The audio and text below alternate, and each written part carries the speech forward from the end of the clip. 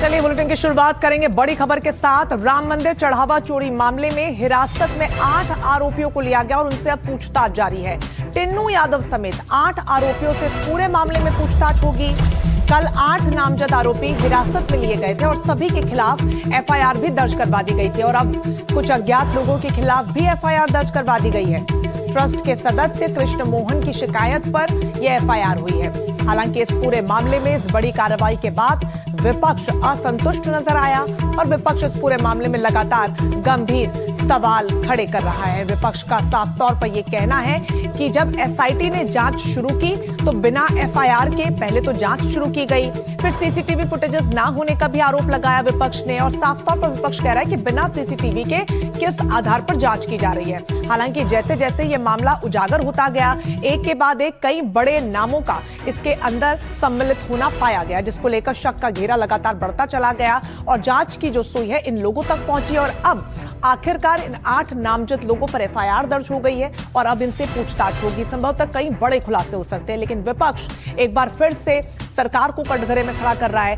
SIT की जो जांच है उस पर भी सवाल खड़े कर रहा है। तो राम मंदिर चढ़ावा चोरी केस में एफआईआर दर्ज होने के बाद विश्व हिंदू परिषद की प्रतिक्रिया भी सामने आ गई है।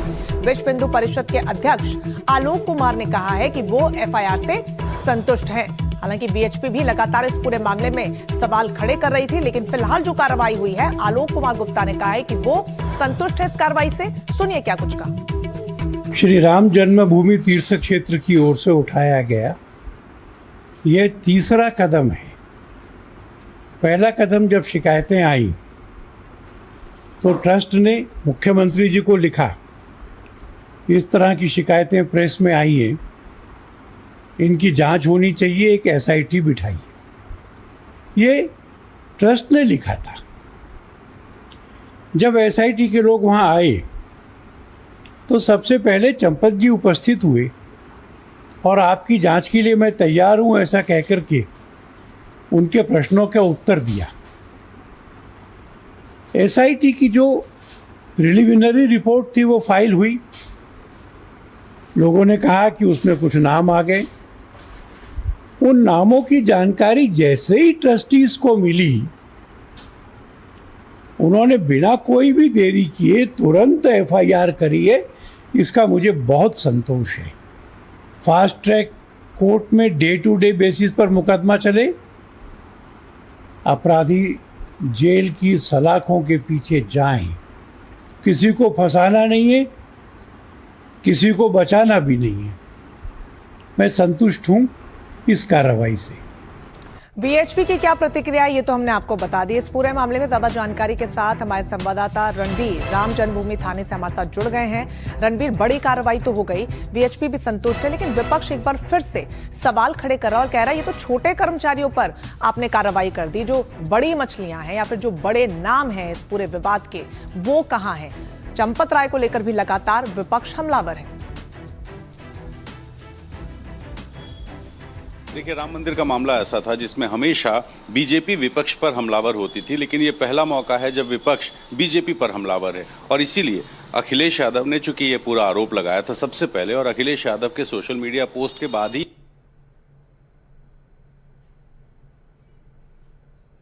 चलिए रणवीर से दोबारा कोशिश करेंगे। तस्वीरें भी हम लगातार आपको दिखा रहे हैं कि किस तरीके से इस मामले में बड़ी कार्रवाई की गई है। हालांकि जैसा कि हमेशा से भारतीय जनता पार्टी राज्य में राम मंदिर के मुद्दे पर, सनातन के मुद्दे पर लगातार विपक्ष को घेरता आया। जी रणवीर।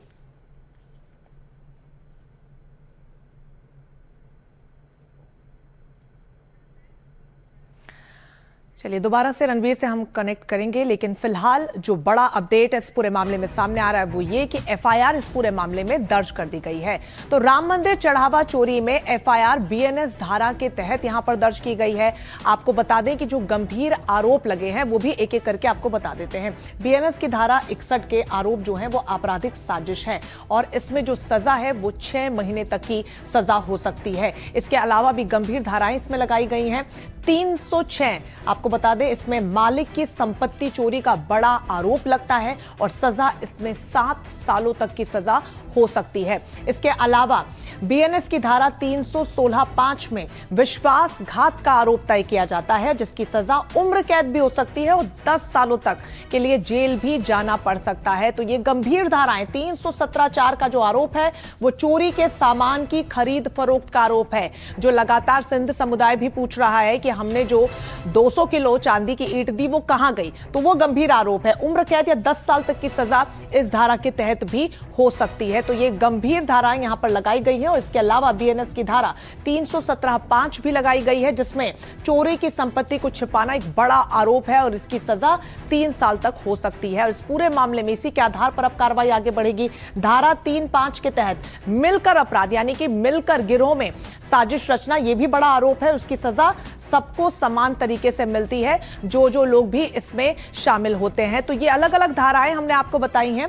इसके अलावा आपको बता दें कि जिस तरीके की तस्वीरें भी सामने आ रही हैं, इस पूरे मामले में आरोप भी गंभीर लग रहे हैं। हालांकि ये जो अलग अलग धाराएं लगाई गई हैं, कौन कौन सी धाराएं हैं, ये हमने आपको बताया कि सबसे पहले चोरी से जुड़ी हुई धाराएं इसमें शामिल की गई हैं। इसके अलावा गबन से जुड़ी हुई धाराएं भी, यानी कि कहां सामान चला गया, पैसे कहां चले गए, रत्न कहां चले गए, वो बड़े सवाल हैं। भरोसे का गलत इस्तेमाल भी, क्योंकि कई लोग ऐसे हैं जिन्होंने श्रद्धा से वहां पर दान किया, रसीद भी नहीं ली। भरोसे के साथ विश्वासघात, आपराधिक साजिश का भी बड़ा आरोप इसमें शामिल है। और इसके अलावा भ्रष्टाचार निवारण कानून के तहत भी इस पूरे मामले में कार्रवाई को आगे बढ़ाया जाएगा, क्योंकि ऐसे लोग इसमें शामिल हैं जिन पर शक की जो सुई है वो लगातार मंडरा रही थी। और इस पूरे मामले में जब कार्रवाई आगे बढ़ी है तो ये बड़े आरोप उन पर तय किए गए हैं और उसी के आधार पर अब इस पूरे मामले में कार्रवाई को आगे बढ़ाया जाएगा।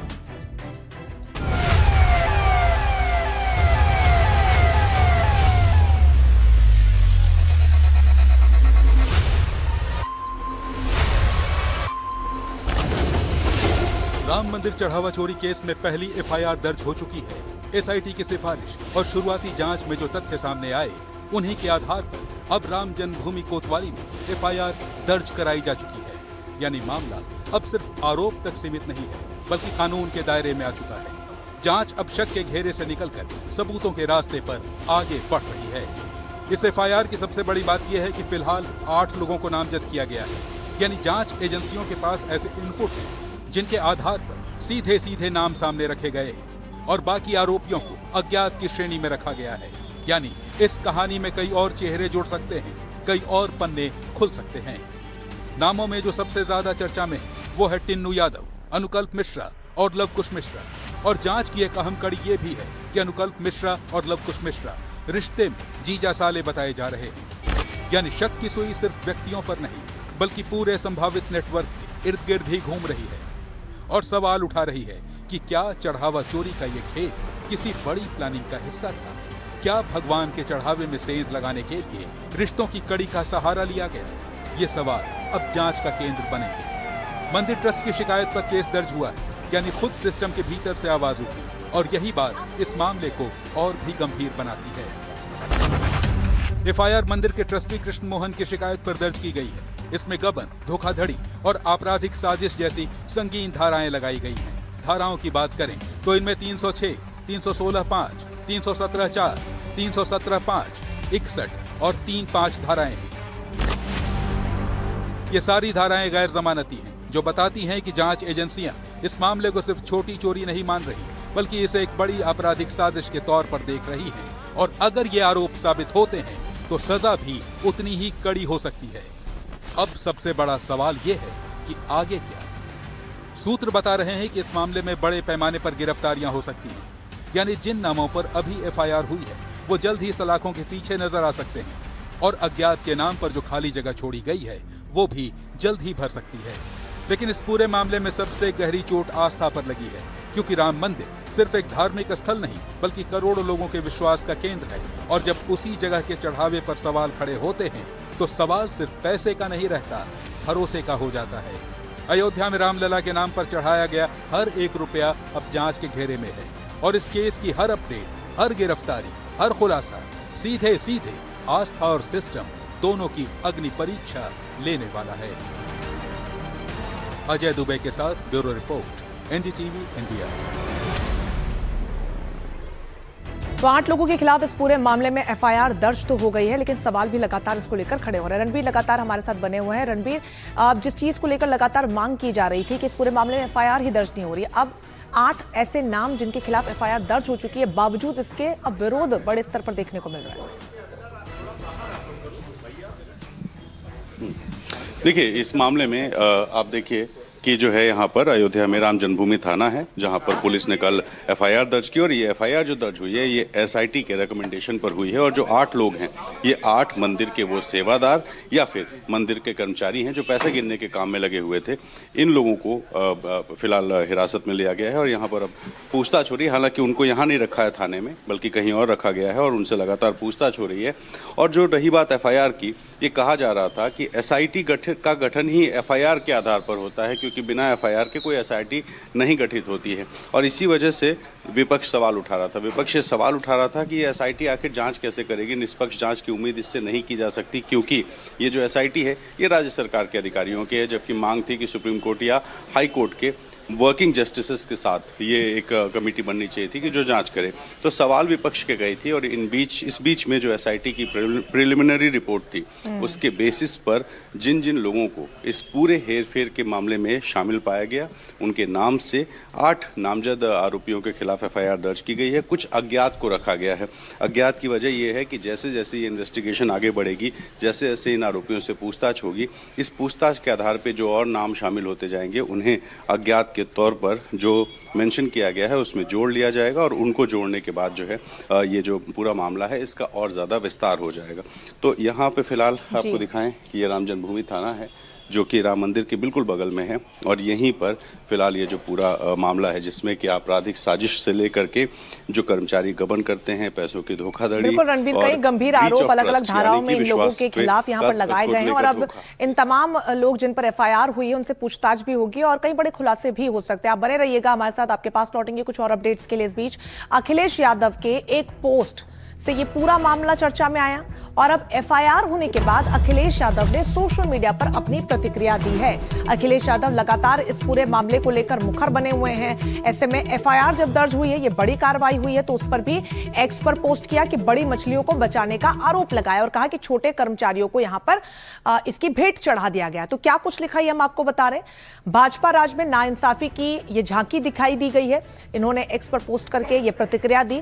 फुनगी को फांसी, शाखाओं को मिलेगी माफी, यानी कि जो बड़ी मछलियां हैं उनको बचाने का यहां पर जिक्र वो कर रहे हैं। पहले एसआईटी के बहाने सारे सबूत साफ कर दिए गए होंगे, ये भी आरोप वो लगा रहे हैं। निश्चित किया होगा कि किन बड़ी मछलियों को बचाना है। तो बड़े आरोप लगातार अखिलेश यादव लगा रहे हैं और कह रहे हैं कि तय करा होगा कि किसको फंसाना है और उसके बाद ही एफआईआर हुई है। लगातार एसआईटी को पहले रिपोर्ट बनाकर दे दी गई होगी। तो ये गंभीर आरोप अखिलेश यादव लगा रहे हैं, क्योंकि पहले भी वो कह रहे थे कि एसआईटी की जांच शुरू हुई है तो एफआईआर क्यों नहीं हुई, और अब पूरी जांच होने के बाद एफआईआर होना यानी कि बड़े नामों को बचाना। इस एफआईआर से यूपी कांग्रेस के अध्यक्ष अजय राय भी नाखुश नजर आए और उन्होंने कहा कि ये एफआईआर सिर्फ खाना पूर्ति है, जनता का गुस्सा शांत करने के लिए एफआईआर की गई है। विपक्ष अब चौतरफा हमलावर होता हुआ नजर आ रहा है राज्य सरकार पर, एसआईटी की कार्यप्रणाली पर, क्योंकि साफ तौर पर ये कह रहे हैं कि सिर्फ खाना पूर्ति के लिए इस एफआईआर को किया गया है और लोगों को भ्रमित करने की कोशिश की जा रही है।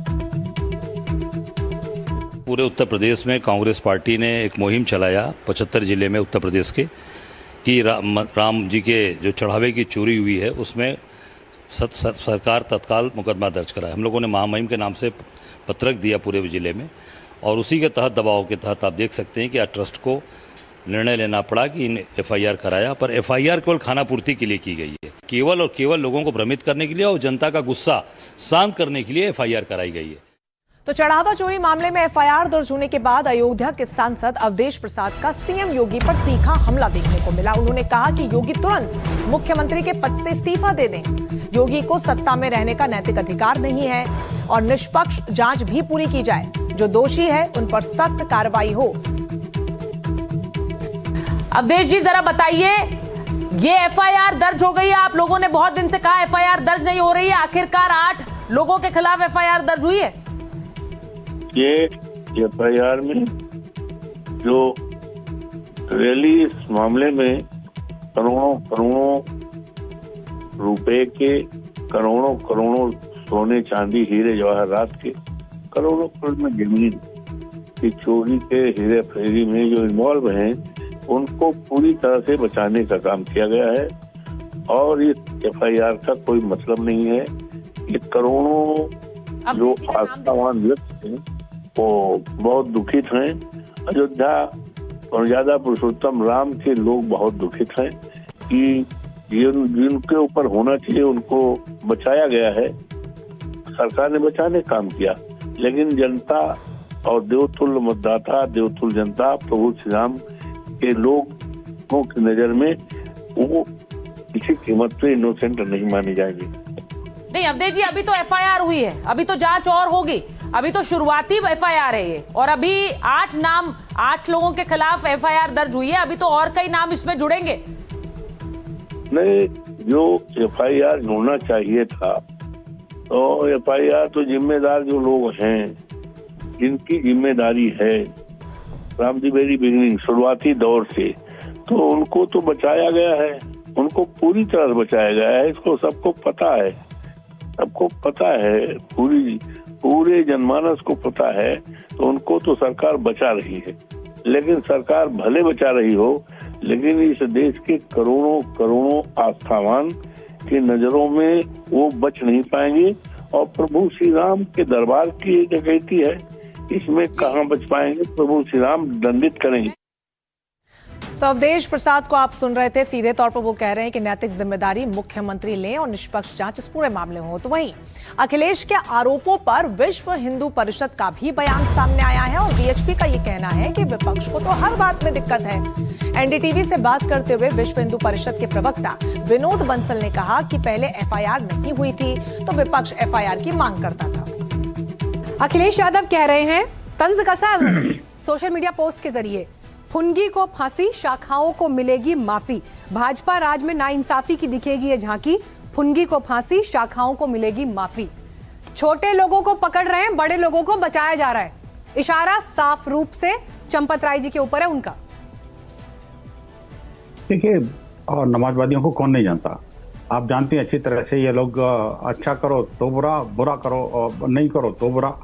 और अब ये देखिए, जब तक इन्वेस्टिगेशन नहीं हो रहा था तो कह रहे क्यों नहीं हो रहा था, और जब होने लग गया तो कह रहा है क्यों हुआ, इसके द्वारा क्यों हुआ, उसके द्वारा क्यों हुआ। अब जब FIR भी दर्ज हो गई तो कह रहेगा नहीं छोटा और बड़ा। और भी आपने कैसे देख लिया छोटा बड़ा? अभी से आपने तो पहले प्रोटेक्शन कर दिया। इसका मतलब ये शुरू से कह रहे थे कि हमें पहले तो SIT में भरोसा नहीं है। अब SIT की जब जांच की रिपोर्ट आ गई और उसने SIT के प्रिलिमिनरी रिपोर्ट के बाद में जब FIR दर्ज हो गई तो कह रहे हैं छोटा और बड़ा। अरे भाई, आपने क्या देखा? छोटा कौन देखा बड़ा? अभी तो देखते जाओ क्या क्या होने वाला है। तो वहीं कल की पीठाधीश्वर आचार्य प्रमोद कृष्णम ने कहा कि FIR अच्छा फैसला है, दोषियों के खिलाफ कार्रवाई होनी ही चाहिए। देखिए, चोर कितना भी शातिर हो, लेकिन एक दिन पकड़ा जाता है। पाप का घड़ा जब भर जाता है तो फूटता है। भगवान राम के मंदिर से चोरी करने का अपराध न इस लोक में जगह मिलेगी न परलोक में जगह मिलेगी। लेकिन जिन लोगों के खिलाफ FIR हुई है, इसके लिए मैं उत्तर प्रदेश के मुख्यमंत्री योगी आदित्यनाथ जी का आभार प्रकट करना चाहता हूं। और मैं इस भरोसे के साथ उनका आभार प्रकट करता हूं कि राम मंदिर में चोरी ये करोड़ों लोगों की आस्था पे चोट है।